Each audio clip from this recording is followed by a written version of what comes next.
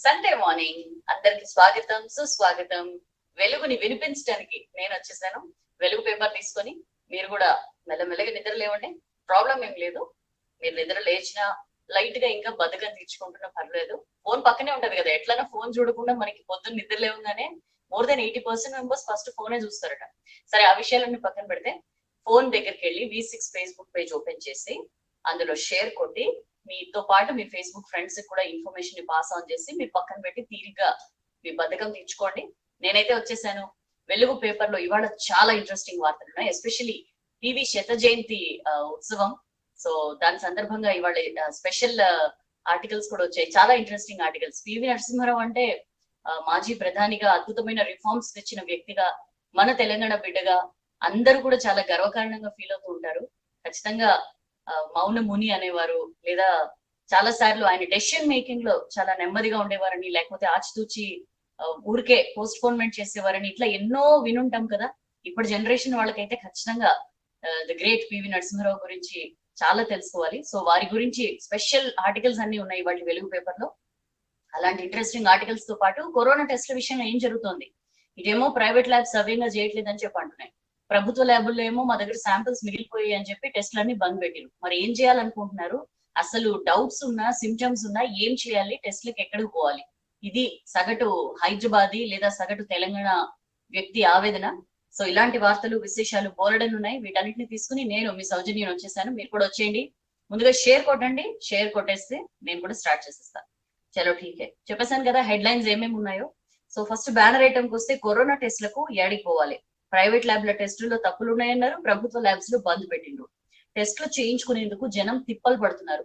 కొంచెం సిమ్టమ్స్ కనిపించి లేదా ఎవరైనా కరోనా పాజిటివ్ పేషెంట్ తో కాంటాక్ట్ లో ఉన్న వాళ్ళు ఒకవేళ టెస్టులు చేయించుకోవాలంటే ఎటు పోవాలో తెలియక నానా అగచాట్లు పడుతున్నారని చెప్పి మనం ఈ ఆర్టికల్ లో చూస్తున్నాం.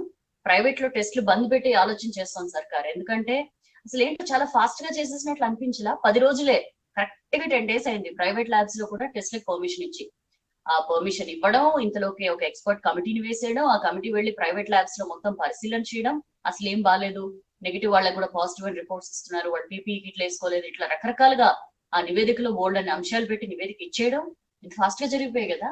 మేబీ ప్రభుత్వాలు తలుచుకుంటే కమిటీలు అంత ఫాస్ట్ గా రిపోర్ట్లు ఇచ్చేస్తాయో మనకి తెలియదు కానీ.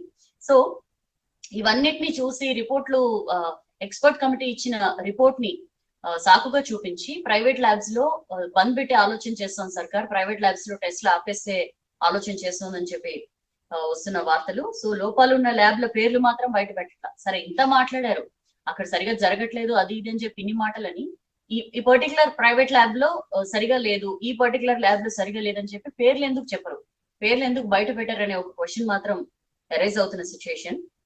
కరోనా టెస్ట్ల విషయంలో జనాలకి చుక్కలు చూపిస్తోంది రాష్ట్ర సర్కార్. 3 రోజులు అయిందండి. 3 రోజులుగా ప్రభుత్వ ఆధ్వర్యంలో కొత్త శాంపిల్స్ తీసుకోవట్లేదు. వైరస్ లక్షణాలతో వచ్చిన వాళ్ళని కూడా తిప్పి వెనక్కి పంపించేసిన సిచ్యుయేషన్. ప్రైవేట్ ల్యాబ్స్ లో టెస్ట్లు సరిగా చేయట్లేదని చెప్పి వైద్య ఆరోగ్య శాఖ ప్రకటించడం, అసలు ఇంత ఫాస్ట్ గా 10 రోజుల్లోనే కమిటీ వేసి ఇన్స్పెక్షన్ జరిపి రిపోర్ట్ ఇవ్వడం అనేది చాలా ఇంట్రెస్టింగ్ ఉంది. 18 ప్రైవేట్ ల్యాబ్స్ లో 16 ల్యాబ్స్ లని కమిటీ ఇన్స్పెక్షన్ చేసేసిందట. ల్యాబులు నీట్ గా లేవు, తప్పుడు రిపోర్ట్లు ఇస్తున్నాయి అని చెప్పి కూడా వాళ్ళు ఎక్స్పర్ట్ కమిటీ ఇచ్చేసింది. ఒక చిన్న విషయం ఇక్కడ, ఏడాది క్రిందట డెంగీ అండ్ క్లినికల్ ట్రయల్స్ పై వేసిన కమిటీ రిపోర్ట్లు ఇప్పటికి కూడా సర్కార్ వెల్లడించాల.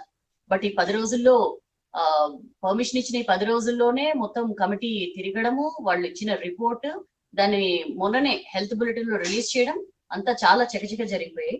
సో టెస్ట్ కోసం వచ్చే వారికి కరోనా సోకే ప్రమాదం ఉంది, టెస్ట్ల సంఖ్య తప్పుగా చెప్తున్నారు అని చెప్పి కూడా ఈ ఎక్స్పర్ట్ కమిటీలో ఉంది. అయితే చెప్పాను కదా, ల్యాబ్స్ పేర్లు మాత్రం బయట పెట్టట్లా. అయితే సర్కార్ ల్యాబ్ లో పరిస్థితి ఏంటి అని చెప్పి ల్యాబ్ టెక్నీషియన్స్ క్వశ్చన్ చేస్తున్న పరిస్థితి. ప్రైవేట్ ల్యాబ్స్ లో టెక్నీషియన్లకి సరిగా ట్రైనింగ్ ఇవ్వలేదు అది ఇది అని చెప్పి ఆరోగ్య శాఖ చెప్పింది కదా, కమిటీ రిపోర్ట్ ఇచ్చిందని చెప్పి. అసలు ప్రభుత్వ ల్యాబ్స్ లో ఏంటి, అసలు ఏమైనా ఇన్ఫ్రాస్ట్రక్చర్ ఉందా, ఏమైనా ఫెసిలిటీస్ ఉన్నాయా, సరిపోను జనాలు ఉన్నారా, సరిపోను రిక్రూట్మెంట్ చేసుకున్నారా? వీళ్ళనేది ఏంటంటే రోజుకు 12 గంటలు డ్యూటీ చేపిస్తున్నారు మాతో అని చెప్పి ల్యాబ్ టెక్నీషియన్స్ అంటున్న పరిస్థితి అండి. పని భారం మోపుతున్నారు. సర్కారు దవాఖానాల్లో 1060 ల్యాబ్ టెక్నీషియన్ పోస్టులు ఉంటే 562 ఖాళీగా ఉన్నాయి. అంటే సగానికి సగం ఖాళీగా ఉన్న పరిస్థితి. ఓన్లీ 498 మంది మాత్రమే పనిచేస్తున్నారు. అందులో కూడా 290 మంది కాంట్రాక్ట్ ఉద్యోగులేనట. సో ఇప్పటికే టెక్నీషియన్స్ లేక చాలా హాస్పిటల్స్ లో డయాగ్నోసిస్ యంత్రాలు మూలన పడ్డాయి. ఇప్పుడు కరోనా వ్యవహారంతో ల్యాబ్ టెక్నీషియన్స్ మీద మరింత భారం పడింది. చూసాం కదా, 12 గంటల డ్యూటీ అంటే ఎంత భారం ఉంటుందో. శాంపుల్ సేకరించడానికి కూడా ఈ 12 గంటల డ్యూటీ చేస్తూ వీళ్ళనే వాడుతున్నారు. కనీసం ట్రైనింగ్ కూడా ఇవ్వలేదు.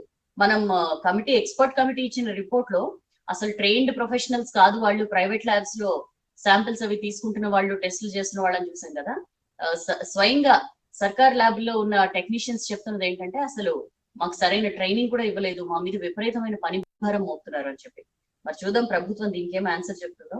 అండ్ అదే పేజ్ లో రోబో తీస్తుంది శాంపిల్, కరోనా వారియర్స్ ని వైరస్ బారి నుంచి కాపాడేందుకు ఒక తమిళ తంబి మంచి ఆలోచన చేసి ఒక స్మార్ట్ రోబోని తయారు చేసిందండి. అతని పేరు ఎంత బాగుందంటే, అది కార్తీ వేలాయుధం అతని పేరు. అది ఎలాంటి హ్యూమన్ కాంటాక్ట్ అవసరం లేకుండా ఆ రోబోనే శాంపిల్ తీసుకుంటుంది. ఎందుకంటే ఆ శాంపిల్ తీసుకునే ప్రాసెస్ లో వాళ్ళకు కూడా కరోనా సోకే ప్రమాదం ఉంటది కాబట్టి దాన్ని అవాయిడ్ చేయడానికి ఇతని ప్రయోగం చేశాడు. దానికి సంబంధించిన వార్త. అండ్ అదే పేజ్ లో సీఎం దత్తత ఊరికి రైతు బంధు కట్, ఓట్లు వేయలేదని పంతం పట్టిన మంత్రి మల్లారెడ్డి అని చెప్పి మనం ఒక ఇంట్రెస్టింగ్ ఆర్టికల్ చూస్తున్నాం. 2 ఏళ్లుగా 1200 మంది రైతులు ఎదురు చూపులు. దానికి సంబంధించి వార్తలు ఉన్న ఇండెప్త్ నెక్స్ట్ పేజెస్ లో చూద్దాం. నిన్న రాష్ట్రంలో ఎన్ని కేసులు అంటే కరోనా 1087 అనుకున్నాం మనం. 500 600 స్టార్ట్ అయినప్పుడే 1000 తొందరగానే రీచ్ అయిపోతుందని. సో 1087 కేసులు వచ్చాయి నిన్న మన రాష్ట్రంలో. ప్రపంచ వ్యాప్తంగా 1 కోటి కేసులు. 6 రోజుల్లోనే 10 లక్షలు 10 లక్షలు దాటిన సిచ్యుయేషన్ కొత్త కేసులు. సో కరోనా కేసులు గ్రేటర్ లో 888, రంగారెడ్డి పరిధిలో 74 కేసులు. నిన్న 6 చనిపోయారండి. దానికి సంబంధించిన వార్త. వాటి గురించి ఇండెప్త్ చూద్దాం. అండ్ పింక్ సిటీ పై మిడతల దండయాత్ర వచ్చేసే మిడతలు పింక్ సిటీ మీద దండయాత్ర చేసాయని చెప్పి మనం ఈ ఆర్టికల్ చూస్తున్నాం. శత్రువుల నుంచి రక్షణ కోసం ఆనాడు ఎప్పుడో పింక్ సిటీ జైపూర్ చుట్టూ గోడ కట్టారు కానీ ఎగిరే శత్రువులు ఆ గోడను దాటుకుని వచ్చేసాయని చెప్పి మనం ఈ ఆర్టికల్ చూస్తాం. హర్యానా ఢిల్లీలోకి ఎంటర్ అయ్యాయి, యూపీలోకి ఎంటర్ అయ్యేందుకు రెడీ అవుతున్నాయని చెప్పి కూడా మొత్తం ఆయా రాష్ట్రాలు మొత్తం హై అలర్ట్ ప్రకటించాయి. దానికి సంబంధించిన వార్త. ఇక రాజర్షి పివి, ఆ పేరు యాదికొస్తే యావత్ దేశం సగర్వంగా తలెత్తుకుంటది. ఆ రూపం మదిలో మెదిలితే మూర్తి భవించిన తెలుగుతనం కండ్ల ముందు కదలాడుతుంది. తెలంగాణలో పుట్టిన బిడ్డగా భారతవని కీర్తిని నలుదిశలా చాటిన మౌనముని మన పివి. మైనార్టీలో ఉన్న ప్రభుత్వాన్ని 5 ఏళ్లు సక్సెస్ఫుల్ గా నడిపిన అపర చాణక్యుడు ఆయన. చిన్నతనంలోనే నైజాం సర్కార్కు ఎదురొడ్డి వందే మాతర జెండాను అందుకున్న పోరాట దివిటి పివి. సామాన్యుడిగా ప్రస్థానం మొదలుపెట్టి ప్రధానిగా దేశం దిశను మార్చిన అసామాన్య సాహసి పాములపర్తి వెంకట నరసింహారావు. సో ఆయన 100వ జయంతి వేళ రాజర్షికి అక్షరాంజలి అని చెప్పి ఆ మహానుభావుడికి అక్షరాంజలి ఘటిస్తూ 2 పేజీలో ప్రత్యేక కథనాలు వచ్చాయి పివి 100వ జయంతి సందర్భంగా. దానిలో ఫస్ట్ వాళ్ళ కూతురు వాణిదేవి చెప్పిన మాటలు చూద్దాం. బాపులో ఎన్నడూ కోపం చూడలే. ఆయన ఎప్పుడు కూడా జెండర్ డిస్క్రిమినేషన్ పాటించేవారు కాదట. ఇంట్లో అంటే ఏది కావాలన్నా సరే మా ఓన్ కి అంటే మాకు ఫ్రీడమ్ ఇచ్చేవారు అని చెప్పి పివి తనయ వాణిదేవి V6 వెలుగుతో తన చిన్ననాటి స్మృతుల్ని కానీ వాటన్నిటిని కూడా పంచుకున్న ఆర్టికల్ ఇది. చాలా ఇంట్రెస్టింగ్ గా ఎప్పుడు జెండర్ డిస్క్రిమినేషన్ ఉండేది కాదు. ఎవరికి ఏది ఇష్టం ఉంటుందో అది చేయమని చెప్పేవారు. ఎక్కడ రెస్ట్రిక్షన్స్ పెట్టి ఇంపోజ్ చేసేవారు కాదు. ఇది చెయ్యాలి, ఇలానే ఉండాలి అని చెప్పి ఇంపోజ్ చేసేవారు కాదు. మగపిల్లలే చదవాలి, అమ్మాయిలు చదవద్దు అని చెప్పి ఉండేది కాదు. తెలివికి జెండర్ డిస్క్రిమినేషన్ ఏంటి, తెలివికి ఆడమగ తేడా ఏంటని చెప్పి ఎప్పుడు కూడా బాపు అంటూ ఉండేవారు అని చెప్పి పివి కుమార్తె వాణిదేవి చిన్ననాటి స్మృతుల్ని నెమరవేస్తున్నారు. నాటి రాజకీయాలు ఎలక్షన్స్ దాకానే ఉండేవి. అప్పుడు టైం అంతా కూడా ఎలక్షన్స్ వరకే చాలా తీవ్రమైన రాజకీయాలు ఉండేవి. ఆ తర్వాత అందరూ కలిసి దేశ ప్రయోజనాల కోసం అందరూ కలిసి పనిచేసేవారు. బట్ ఇప్పుడు సిచ్యుయేషన్స్ అలా లేవు అని చెప్పి ఆమె మాట్లాడుతూ చెప్పారు. ప్రాబ్లమ్స్ వచ్చినప్పుడు భయపడొద్దు అని చెప్పి అనేవారు. ప్రతి ఎదురు దెబ్బ కూడా గుణపాఠంగా భావించేవారు బాపు అని చెప్పి చెప్పారు. సోనియాని ఎప్పుడు పల్లెత్తు మాట అనలేదు, ఎప్పుడు పాలిటిక్స్ గురించి మాట్లాడేవారు కాదు. బట్ సోదరులు రంగారావు, రాజేశ్వరరావు, బాపు వీళ్ళ ముగ్గురు మాట్లాడుకునేవారు అని చెప్పి వాణిదేవి చెప్తున్న ఆర్టికల్ ఇది.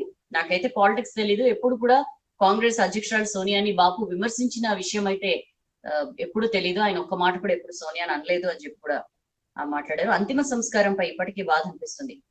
మనందరికీ తెలుసు, చాలా మంది చాలా తీవ్రంగా బాధపడ్డారు పివి నరసింహరావు అంతిమ సంస్కారాల టైంలో కాంగ్రెస్ చేసిన బిహేవియర్ పట్ల. అన్ని మేమే చేస్తామని చెప్పి రెస్పాన్సిబిలిటీ తీసుకున్నప్పుడు అన్ని సవ్యంగా చేయాలి, బట్ అలాంటిది చేయలేదు. బాధ్యత తీసుకుని చేయకపోవడం ఖచ్చితంగా వాళ్ళ ఫెయిలియరే. ఇప్పటికి కూడా ఆ విషయం బాధిస్తుంది అని చెప్పి ఆమె మాట్లాడుతూ చెప్పారు. మాకైతే ఎలాంటి కోపం లేదు అని చెప్పాలి, ఎందుకంటే బాధ్యత వాళ్లే తీసుకున్నారు కాబట్టి అని చెప్పి మాట్లాడదు. అండ్ మితాహారం తీసుకునేవారు బాపు. రోజు ఉదయం 4 గంటలకి నిద్ర లేచేవారు, సాయంత్రం 4 గంటలకి షటిల్ ఆడేవారు. ఆయుర్వేదం బాపుకి అని చెప్పి కూడా పివి కుమార్తె చెప్పిన పరిస్థితి.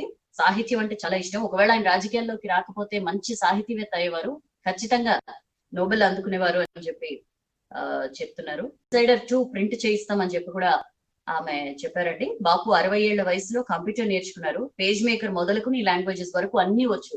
చాలా ప్యాషనెట్ గా నేర్చుకున్నారు. ఇన్సైడర్ 2 బుక్ ని టైప్ చేశారు. ఖచ్చితంగా దాన్ని ప్రింటింగ్ చేయిస్తామని చెప్పి ఆమె చెప్పారు. అండ్ కాళోజీ రారా పోరా అంటుండే. బాపు అంటే కాళోజీ, బాపు కంటే కాళోజీ పెద్దవారు. బాపుని రారా పోరా అనేవారు. ఏదో ఫంక్షన్ లో కాళోజీ కలిసి బాపు గురించి అడిగారు నన్ను, వాడు ఎక్కడున్నాడమ్మా, మంచిగా ఉన్నాడా అని చెప్పి అడిగారు అని చెప్పి కూడా వాణిదేవి చిన్నప్పటి స్మృతులను అన్నింటినీ కూడా నెమరు వేసుకున్నారు. దానికి సంబంధించిన వార్త. అండ్ ఓపిక్ గా ప్రూఫ్లు చూసేవారు. కల్లూరి భాస్కరం ఆయనకి పివితో ఉన్న అనుబంధాన్ని గుర్తు చేసుకుంటూ రాసిన ఆర్టికల్ అండి ఇది. ఈయన సీనియర్ ఎడిటర్, పివి ఇన్సైడర్ పుస్తకాన్ని తెలుగులోకి అనువదించిన సాహితీవేత్త భాస్కరం గారు.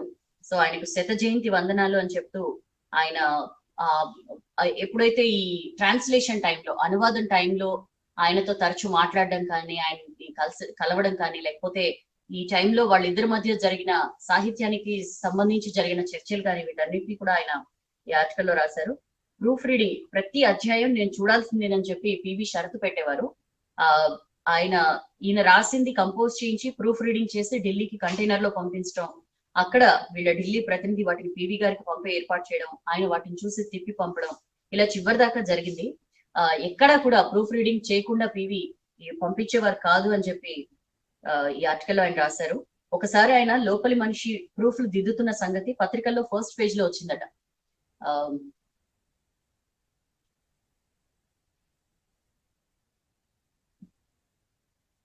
So that's an interesting thing. First పేజీలో వచ్చిందట. అప్పుడు ఈయన కలవడానికి అప్పుడు ముఖ్యమంత్రిగా ఉన్న కోట్ల విజయభాస్కర్ రెడ్డి ఈయన చూడడానికి వెళ్ళారట.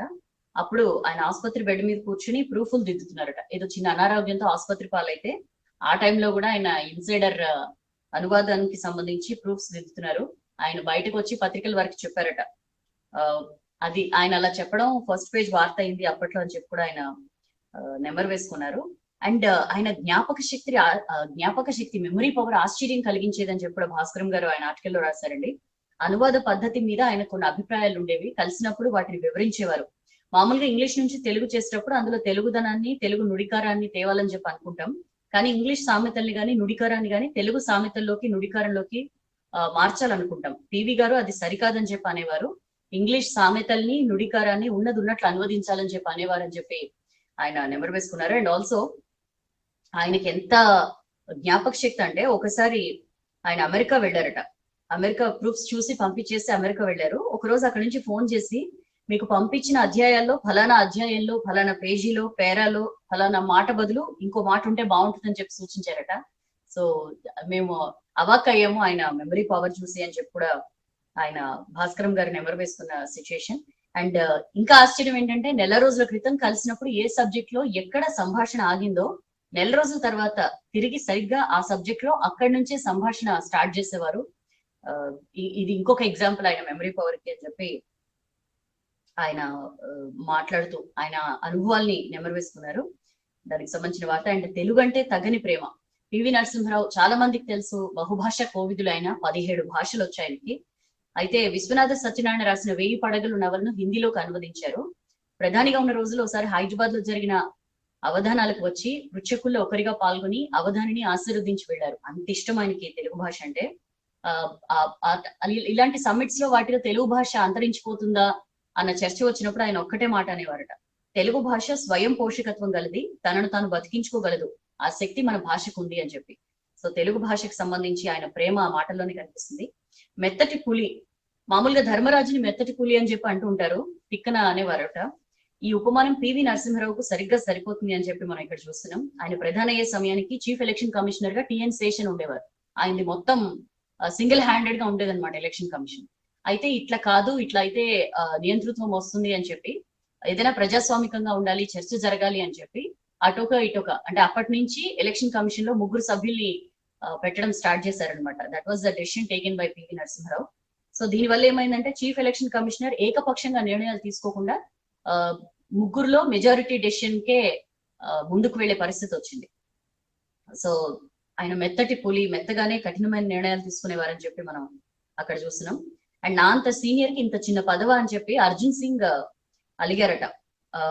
ఏంటి ఇంత ఆయనకి హెచ్ఆర్డి మినిస్ట్రీ ఇస్తే అర్జున్ సింగ్ కి ఇంత చిన్న పదవి ఇస్తారా నాకు అంటే, అప్పుడు పివి చాలా కూల్ గా ఈ మినిస్ట్రీకి ఫస్ట్ మినిస్టర్ ఎవరో తెలుసా అని చెప్పి అడిగారట. అంతే, ఇంకా అర్జున్ సింగ్ గప్చుప్, ఇంకేం మాట్లాడలేదట. ఎందుకంటే ఎడ్యుకేషన్, కల్చరల్, లాంగ్వేజెస్ తదితర శాఖలన్నింటినీ కలిపి రాజీవ్ గాంధీ మినిస్ట్రీగా మార్చారు. ఆ పదవిని అందుకున్న ఫస్ట్ మినిస్టర్ పివినే. సో నేనే నిర్వర్తించాను ఈ పదవి అని చెప్పి ఆయన ఇండైరెక్ట్ గా అర్జున్ సింగ్ కి చెప్పారు. దానికి సంబంధించి కూడా మనం ఆర్టికల్లో చూస్తున్నాం. మోడర్న్ ఇండియాకి మార్గదర్శి 91 లో పివి నరసింహారావు ప్రధాని పదవిలోకి వచ్చేసరికి ప్రపంచంలో అప్పుడే కోల్డ్ వార్ ఎండింగ్ స్టేజ్ కి వచ్చిందండి. అప్పటి వరకు కూడా అమెరికా, రష్యాల కూటమిలో చేరకుండా నాన్ అలైన్డ్ గా ఇండియా లాంటి దేశాలకి కొత్త సవాళ్లు వచ్చాయి. మ్యానుఫ్యాక్చరింగ్, సర్వీస్ సెక్టార్స్ లో సొంతంగా ఎదగలేకపోతే ఇంకా మనుగడ కష్టం అనుకునే పరిస్థితి. ఇంకా అప్పటి నుంచి 89 తర్వాత వచ్చిన 2 ప్రభుత్వాల హయాంలో సోషల్ డిస్టర్బెన్స్ బాగా జరిగింది. వీటన్నిటిని సెటరైట్ చేసుకోవడం కానీ, లేకపోతే అనేక డిస్టర్బెన్సెస్, మోరోవర్ మైనారిటీ ప్రభుత్వం, వీటన్నిటిని జాగ్రత్తగా తీసుకుని కూల్ గా ముందుకు వెళ్ళడం చాలా కత్తి మీద సామే. ప్రధాని పదవిని తీసుకోవడం అంటే అప్పుడు నిజంగా పివి నరసింహారావుకి ఇట్ వాజ్ ముళ్ళ కిరీటం అనమాట. ఆ ముళ్ళ కిరీటాన్ని తగిలించుకోవడమే కాకుండా మౌనమే తన భాషగా మొత్తం పరిస్థితిని మొదటి ఫినాన్షియల్ క్వార్టర్ లోనే సెటరైట్ చేయడానికి స్టార్ట్ చేశారు. మొత్తం ఫస్ట్ క్వార్టర్ లోనే ఆయన అర్థం చేసుకున్నారు ఎలా ఉంది దేశ ఆర్థిక పరిస్థితి అనేది. దానికి అర్థం చేసుకున్న తర్వాత ఇంకా చాలా డేరింగ్ గా సంస్కరణలకి ముందడుగు వేశారు. ఇప్పటికి కూడా మనం పివి ఆర్థిక సంస్కరణలు అని చెప్పి పదే పదే అనుకుంటూ ఉంటాం. సో అది పివి నరసింహారావు అప్పుడే ఫస్ట్ ఫినాన్షియల్ క్వార్టర్ లోనే సిచ్యుయేషన్ అర్థం చేసుకుని ఆయన సంస్కరణకి తెగించి అడుగు వేశారని చెప్పి మనం ఆర్టికల్లో చూస్తున్నాం. ప్రభుత్వం చేతిలో ఉండే మ్యానుఫ్యాక్చరింగ్ కానీ, ప్రొడక్షన్ సెక్టార్స్ లో ప్రైవేట్ రంగానికి తలుపులు తెరిచారు. మండల్ కమిషన్ ద్వారా నియామకాలు జరిపించి నిరుద్యోగానికి కొంతమేర చెక్ పెట్టారు.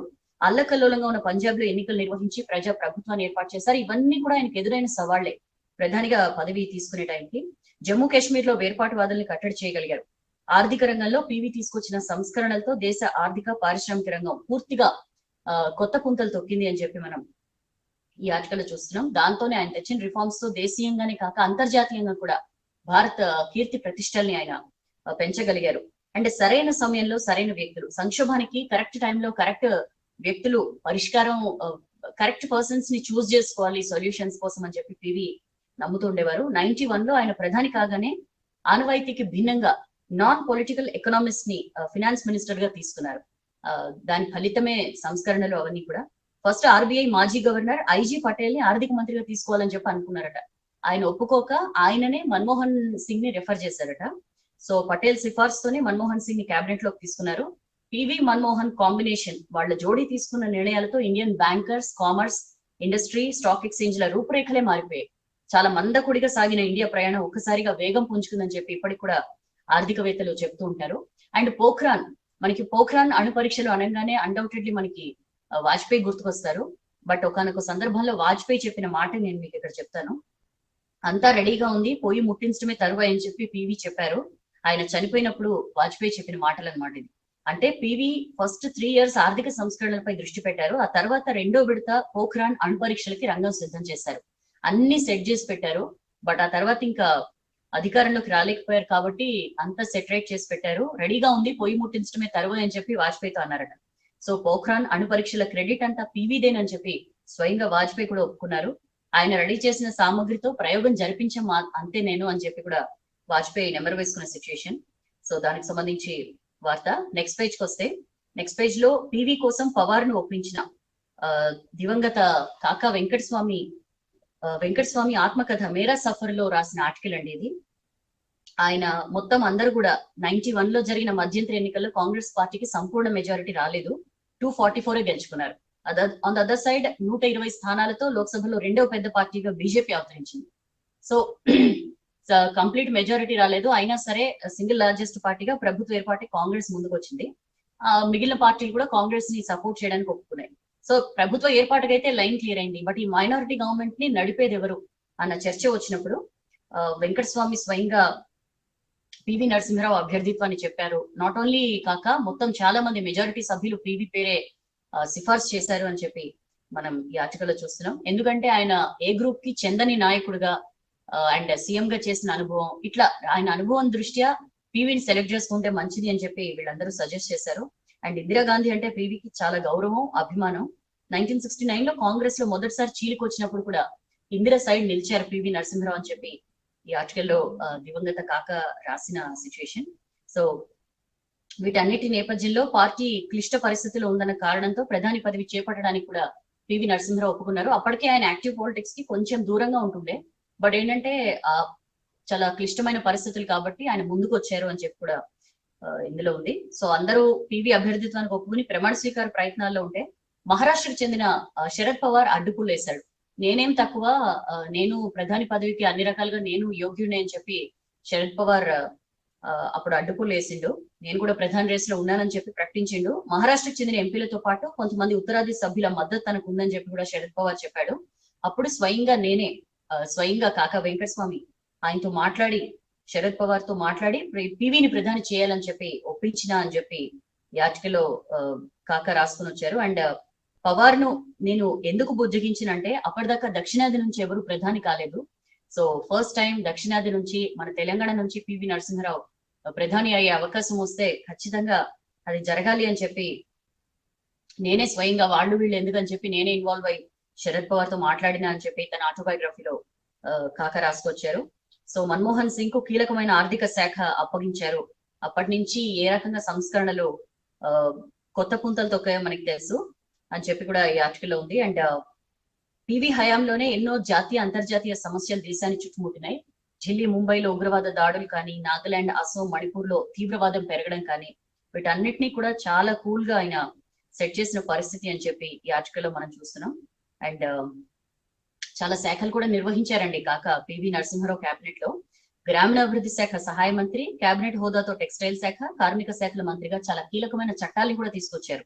గ్రామీణాభివృద్ధికి కేంద్ర నిధుల్ని భారీగా పెంచడం కానీ, 73వ రాజ్యాంగ సవరణ చేసి దేశమంతా పంచాయతీరాజ్ వ్యవస్థ అమలు చేయడం కానీ, పంచాయతీలో 50% మహిళల కోటా కానీ, రైతులకి సబ్సిడీ ఎరువులు ఇవ్వడం, విత్తనాల సరఫరా, మూతపడ్డ టెక్స్టైల్ పరిశ్రమలు ఓపెన్ చేయించడం, హైదరాబాద్ లో నిఫ్టీ ఏర్పాటు, పిఎఫ్ చట్ట సవరణ ద్వారా కార్మికులు, ప్రైవేట్ ఉద్యోగులకు కూడా పెన్షన్ ఇచ్చే చరిత్రాత్మక నిర్ణయాలు. ఈ నిర్ణయాలన్నీ కూడా పివి కేబినెట్ లో కాక మంత్రిగా ఉన్నప్పుడు తీసుకున్నవే. ద క్లియర్లీ షోస్ ఆయన ఎంత స్వేచ్ఛగా మంత్రులకి నిర్ణయాధికారం ఇచ్చేవారు అనేది మనకి ఇందులోనే తెలుస్తుంది. So that was one article. And successful PM, కష్టకాలంలో దేశాన్ని నిలబెట్టారని చెప్పి కేకే వెలుగుతో తన అనుభవాలు పంచుకున్నారు. అండ్ శత జయంతి ఉత్సవాల్లో పివి స్మారకోపన్యాసం సదస్సులు. మనకు తెలుసు పివి శత జయంతి ఉత్సవాలకు సంబంధించి ఏదైతే కమిటీ ఏర్పాటు చేసిందో ఆ కమిటీ హెడ్ గా కె కేశవరావు ఉన్నారు, ఉత్సవాల కమిటీ చైర్మన్ గా. సో ఆయన ఎలా నిర్వహించబోతున్నాం అనేది, మామూలుగా ఆయన చెప్పిన మాట ఏంటంటే పివిని హాఫ్ లయన్ అని చెప్పి ముద్ర వేశారు, బట్ ఆయన ఫుల్ లయన్ అని చెప్పి ప్రపంచానికి చూపిస్తాము, ఆ రేంజ్ లో జరుగుతాయి ఈ శత జయంతి ఉత్సవాలు అని చెప్పి కూడా ఆయన ఇంటర్వ్యూలో చెప్పారు. దేశాన్ని కాపాడిన వ్యక్తి, most successful full term PM అంటే పివి మాత్రమే. సౌత్ ఇండియా నుంచి పిఎం అయిన తొలి వ్యక్తి ఆయన. ఆయన గురించి హాఫ్ లయన్ కాదు, ఆయన ఫుల్ లయన్, అది మేము చూపిస్తామని చెప్పి ఆయన అంటున్న పరిస్థితి. అండ్ దేశ ఆర్థిక పరిస్థితి బాగాలేకపోవడం, పంజాబ్ గొడవలు, లండన్ తీసుకెళ్లి బంగారాన్ని తాకట్టు పెట్టడం, ఇలాంటి ఎన్నో సమస్యలు పివి ప్రధాని పదవి చేపట్టే టైంకి ఆయనకి స్వాగతం పలికాయి. వాటన్నిటిని కూడా ఒకదాని తర్వాత ఒకటి సెక్రెట్ చేసుకుంటూ వచ్చారు. ఇవాళ దేశం ఈ స్థితిలో ఉంది అంటే అన్డౌటెడ్లీ పివి దీనికి ఒక ముఖ్య కారణం అని చెప్పి కూడా ఆయన చెప్పారు. భూ సంస్కరణ తెచ్చిన ఘనుడు పివి నరసింహరావు అని చెప్పి కూడా. అండ్ ఎడిటోరియల్ చూసి సలహా ఇచ్చేవారు, జర్నలిస్ట్ గా కూడా చేసేవారు కేకే. సో ఆ టైంలో చాలా క్లోజ్ గా ఉండేవారు పివికి, వేరే గ్రూప్ లో ఉండేవారట. తర్వాత సీఎం అయిన తర్వాత చాలా క్లోజ్ రిలేషన్ ఏర్పడింది పివి నరసింహరావుతో అని చెప్పి కేశవరావు నెంబర్ వేసుకున్నారు. ప్రతి అంశంలో మాట్లాడేవాళ్ళం, జర్నలిస్ట్ గా ఉన్నప్పుడు డైలీ పేపర్ ఆఫీస్ కి వచ్చేవారట, ఎడిటోరియల్ చూసి సలహాలు ఇచ్చేవారు అని చెప్పి కూడా ఆయన చెప్పారు. పివి చనిపోయిన రోజు హై డ్రామా జరిగిందని చెప్పి కేశవరావు ఆ రోజుల్ని గుర్తు చేసుకున్నారు. ఢిల్లీలోనే అంత్యక్రియలు జరిపించాలని డిమాండ్ వచ్చినా కాంగ్రెస్ పెద్దలు స్థలం కూడా కేటాయించలేదు. తర్వాత హైదరాబాద్ కు పంపించి ఏర్పాట్లు చేశారు. చివరికి పివి పార్థివ దేహాన్ని ఢిల్లీలోని హెడ్ ఆఫీస్ కి కూడా అనుమతించలేదు, గేటు బయట నుంచే పంపించేశారు. చాలా బాధపడ్డాం ఆ రోజు అని చెప్పి కూడా ఆయన అన్నారు. సో ఖచ్చితంగా పివికి భారతరత్న ఇవ్వాలి. ఈ విషయంలో ఇదివరకులే సీఎం కేసీఆర్ అసెంబ్లీలో తీర్మానం చేశారు, మళ్ళీ కేంద్రానికి గుర్తు చేసేందుకు కేబినెట్ తీర్మానం చేసి పంపాలి అని చెప్పి కూడా ఆయన అంటున్నారు. అండ్ హైదరాబాద్ సెంట్రల్ యూనివర్సిటీకి పివి పేరు పెట్టాలి అని చెప్పి కూడా కోరుతున్నారు కేంద్రాన్ని. ఏడాదిలో పివి మెమోరియల్ ఏర్పాటు చేస్తామని చెప్పి కూడా చెప్తున్నారు. అండ్ ఈ స్మారకోపన్యాసంలో మొత్తం దేశాధినేతలు చాలా మంది ఉంటారని చెప్పి కూడా చెప్తున్నారు. పివి శత జయంతి ఉత్సవాల్లో పివి స్మారకోపన్యాసం ఏర్పాటు చేస్తాం. వివిధ దేశాల లీడర్లు, మాజీ దేశాధినేతలు వీళ్ళందరినీ కూడా ఆహ్వానిస్తామని చెప్పి కేశవరావు చెప్తున్న పరిస్థితి. పివి ప్రధానిగా ఉన్నప్పుడు చాలా దేశాల అధినేతలతో ఆయనకి మంచి రిలేషన్స్ ఉండేవి. సో వారితో సంప్రదింపులు జరుపుతున్నాం. పివి చేపట్టిన ఎకానమీ, పొలిటికల్ అంశాలపై సదస్సులు నిర్వహిస్తామని చెప్పి కూడా కేకే చెప్పారు. అండ్ అదే పేజ్ లో మన ఎకానమీ తాళం తెరిచిండ్రు. మైనారిటీ సర్కార్ అయినా చాలా డైనమిక్ డెసిషన్స్ తీసుకున్నారు. దేశ ఎకానమీ దశ మార్చి దిశ చూపించిన వ్యక్తి పివి అని చెప్పి మనం ఈ ఆర్టికల్లో చూస్తున్నాం. అనేక రకాలుగా పీకల్లోతు ఊబిలో కూరుకుపోయిన ఎకానమీకి ఆయన ఊపిరి ఊదారు అని చెప్పి మనం చూస్తున్నాం. ప్రతిసారి అప్పు కోసం ఐఎంఎఫ్ దగ్గర కురకాల్సిన పరిస్థితి ఉండేది. బంగారం నిల్వల్ని తాకట్టు పెడితే గానీ పెట్రోల్ డీజిల్ కొనుక్కోలేని దారుణమైన, అత్యంత దీనమైన స్థితిలో ఉండే. ఇంకోవైపు మైనారిటీ సర్కార్. సో ఏ మిత్రపక్షాన్ని ఇబ్బంది పెట్టినా సరే మనం మన్మోహన్ హయాంలో చాలా సార్లు చూసాం. కోయలేషన్ కంపల్షన్ అని చెప్పి ఆయన ఒక మాట అంటుండేవారు. సో ఇట్లా మైనారిటీలో ఆల్రెడీ ఉంది ప్రభుత్వం. ఏ మిత్రపక్షానికి ప్రభుత్వం తీసుకున్న ఏ డెసిషన్ నచ్చకపోయినా సరే ప్రభుత్వంలో అస్థిరత ఉంటుందో, ప్రభుత్వం పడిపోతుందో తెలియని పరిస్థితి. అయినా సరే మామూలుగా అయితే ఎవరు ప్రధాని అయినా సేఫ్ గేమ్ ఆడతారు. బట్ పివి మాత్రం చాలా డైనమిక్ గానే వెళ్లారు అని చెప్పి, చాలా సాహసోపేతమైన రిఫార్మ్స్ తీసుకొచ్చారని చెప్పి ఆర్టికల్ లో చూస్తున్నాం. అస్థిరమైన 2 ప్రభుత్వాల అజమాయిషీలో దేశ ఆర్థిక వ్యవస్థ అధ్వానమైన టైంలో ఆయన ప్రధానిగా బాధ్యతలు చేపట్టి ఫినాన్స్ మినిస్టర్ గా మన్మోహన్ సింగ్ ని పెట్టుకుని అద్భుతమైన ఆలోచనలకి వీళ్ళిద్దరూ కూడా రూపు తీసుకొచ్చారు. కొత్త దశ తీసుకురావాలంటే దిశ మార్చాల్సిందే అని చెప్పి యాక్షన్ లోకి దిగారు. విదేశీ పెట్టుబడులు తీసుకొచ్చి దేశంలో ప్రైవేట్ పెట్టుబడులకి పెద్దపీట వేశారు అని చెప్పి చెప్తున్నారు. ఈ ఆర్టికల్లో ఉంది. ఎకానమీ లాక్ తీశారు. ఈ ఎకనామిస్ట్ పత్రిక ఒక సందర్భంలో చెప్పిందట, అప్పటిదాకా బోన్ లో ఉన్న పులి అని ఎకానమీని ఉద్దేశిస్తూ ఈ ఆర్టికల్లో రాసింది ఎకనామిస్ట్. అప్పటిదాకా బోన్ లో ఉన్న పులిని పివినే బయటకు తీసుకొచ్చారు. విదేశీ పెట్టుబడులు రావాలంటే బ్యూరోక్రసీ పాత్ర తగ్గాలి అని చెప్పి ఆయన భావించారు. పర్మిషన్స్ కోసం ఊరికే గవర్నమెంట్ చుట్టూ తిరగాల్సిన పరిస్థితి రాకూడదు. ఆంటర్ప్రెన్యూర్స్ ఈజీగా పెట్టుబడులు పెట్టేలా ఉండాలి అని చెప్పి కూడా ఆయన బలంగా నమ్మేవారు. సో అదే దిశలో ఇన్కమ్ ట్యాక్స్ కానీ, excise, customs, foreign direct investments rules మార్చడంతో పాటు పరిశ్రమలకి ఈజీగా అనుమతులు దొరికేలాగా కూడా ఆయన ప్లాన్ చేశారు. సో సెబీ తీసుకొచ్చింది ఆయనే, ఎన్ఎస్యు పెట్టారు. సో ఇలాంటి ఎన్నో కీలకమైన మార్పులకి, ఎస్పెషల్లీ ఎకానమీలో ఎన్నో కీలకమైన మార్పులకి ఆయన కారకుడయ్యారు. సో ఇవాళ ఇండియా నుంచి ఎన్నో మల్టీనేషనల్ కంపెనీస్ ఈ స్థాయికి చేరాయి అంటే అన్డౌటెడ్లీ దానికి ఆయన వల్లనే అని చెప్పి ఆర్టికల్ లో చూస్తున్నాం. దేశాన్ని ముందుకు నడిపించిన అద్భుత వ్యక్తి ఇప్పటి ప్రధాని మోడీ కూడా దేశాన్ని అద్భుతంగా నడిపించిన వ్యక్తి పివి అని చెప్పి మెచ్చుకోవడమే మనకి క్లియర్ గా అర్థం పడుతుంది ఎంత గొప్ప ప్రధాని పివి అని. ఇండియా ఎకానమీని విదేశీ పెట్టుబడులకు ఓపెన్ చేసిన తర్వాత మనం ఇప్పుడైతే ఏవైతే చాలా ఇష్టపడే బైకులు కానీ, కార్లు కానీ, వాషింగ్ మెషిన్స్ కానీ, ఇలాంటివి ఎన్నో ఇప్పుడు మనకి ఏవైతే అందుబాటులో ఉంటున్నాయో ఇవన్నీ కూడా పివి తెచ్చిన సంస్కరణల వల్లే మనకు వచ్చినాయని చెప్పి మనం ఈ ఆర్టికల్ లో చూస్తున్నాం. So that was his contribution ఆర్థిక రంగానికి, దానికి సంబంధించిన వార్త. అండ్ నెక్స్ట్ పేజ్ వద్దాం. నెక్స్ట్ పేజ్ లో యాడికి పోవాలి. సో ఓ పక్క చెప్పాను కదా, ఫస్ట్ పేజ్ లో మనం బ్యానర్ ఐటమ్ చూసాం. ప్రభుత్వ ల్యాబుల్లో బంద్ పెట్టిరు, ప్రైవేట్ ల్యాబ్స్ బాగాలేదంటున్నారు, మరి ఎక్కడికి పోవాలని చెప్పి ఇబ్బంది పడుతున్నారు. అయితే కరోనా టెస్టుల విషయంలో రాష్ట్ర ప్రభుత్వాన్ని ఫస్ట్ నుంచి కూడా ఒంటెత్తుకోకడే అండి. వరల్డ్ హెల్త్ ఆర్గనైజేషన్ చెప్పినా, ఐసీఎంఆర్ చెప్పినా, కేంద్రం చెప్పినా, హైకోర్టు చెప్పినా టెస్టులు పెంచలేదు. ఇప్పుడు సడన్ గా టెస్టులు పెంచాలి, ఆదరాబాదరగా 10 రోజుల్లో 50,000 టెస్టులు చేయాలని చెప్పి డెసిషన్ తీసుకున్నారు. ప్రైవేట్ ల్యాబ్స్ కి పర్మిషన్ ఇచ్చారు. ఏ రేంజ్ లో కేసులు పెరుగుతున్నాయో మనం చూస్తున్నాం. ప్రతి 4గురిలో ఒకరికి కరోనా వస్తుంది. ఇంకా ప్రభుత్వం బాబోయ్ ఇట్లుంటే కష్టం అని చెప్పి ఏదో ఒకటి నెట్టేద్దాం అన్నట్లు ప్రైవేట్ ల్యాబ్స్ లో తప్పుడు రిపోర్ట్లు ఇస్తున్నారని, అక్కడ కరెక్ట్ గా లేవు ఫెసిలిటీస్ అని చెప్పి ఇలాంటి ఎన్నో మాటలు చెప్పింది. ఇప్పుడు ఏమంటే టెస్టులు తగ్గించడానికి కావాలని చెప్పి ఇలాంటి ప్లాన్స్ వేస్తోంది. ప్రైవేట్ ల్యాబ్స్ కి పర్మిషన్ కూడా మేబీ రద్దు చేసే ఆలోచనలో ఉంది అని చెప్పి మనం ఈ ఆర్టికల్ లో చూస్తున్నాం.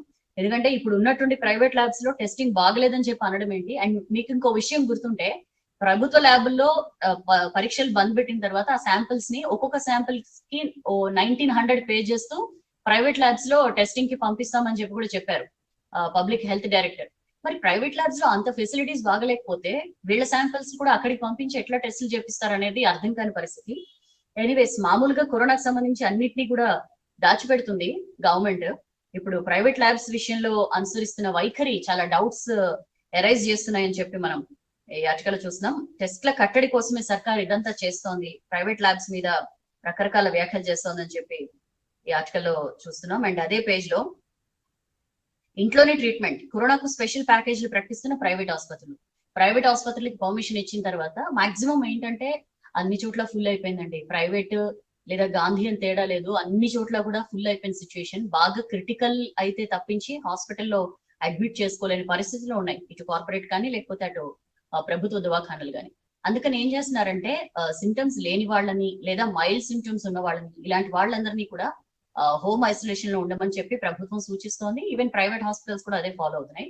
అయితే స్పెషల్ ప్యాకేజీలు ప్రకటిస్తున్నాయి ప్రైవేట్ హాస్పిటల్స్ అని చెప్పి మనం ఈ ఆర్టికల్ లో చూస్తున్నాం. తీవ్రతను బట్టి 5 నుంచి 17 రోజుల వరకు ట్రీట్మెంట్ అందిస్తాయి. రోజుకి 3,500 నుంచి 20,000 వరకు ఛార్జ్ చేస్తున్నాయి. మంచి డైట్ తోనే తొందరగా నయం అవుతుందని చెప్పి డాక్టర్స్ చెప్తున్నారు.